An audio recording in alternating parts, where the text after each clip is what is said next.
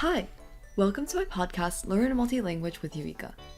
If you're currently a Chinese student, I'm going to introduce some words in Japanese that are initially easy for Chinese speakers to learn, but have a synonym that is hard to learn.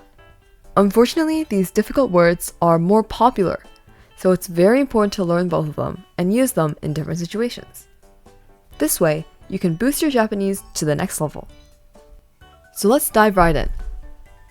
Now, before we look at the specific words in this row, I want to make sure that the use of the columns are clear.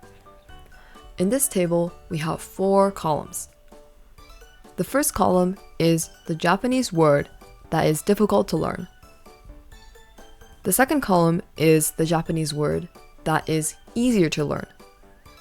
The reason why it's easier is because it is very similar to the word in Chinese, except for some minor differences. The third column is the Chinese word, which most of you are probably familiar with. And the fourth column is the English meaning. The column that we want to focus the most on during this lesson is the Japanese native word. The first word that we have here is efficiency. The spoken Japanese word is nouritsu. The word that is similar to the Chinese word is kouritsu. And the Chinese word is 效率. If you look at the first word here, you can see that it's much harder to learn because this character is completely different from this character. The second word we have is translate or interpret. The Japanese native word is 通訳.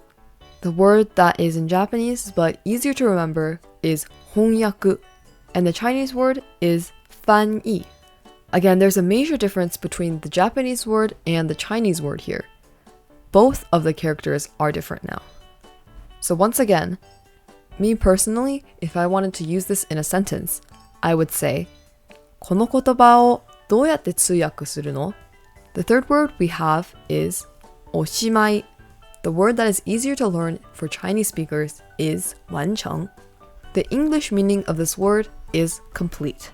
In this case, there is some hiragana mixed in with the kanji, which makes it even harder to learn because it looks a lot different from the Chinese original word. So once again, this word is pronounced おしまい. The third word we have is kensho. The word that is easier to learn is 調査 or 検査. The word in Chinese is 检查验证. And the meaning in English is verify. So once again, the difference in this word is that it does not really have a lot in common with the Chinese word.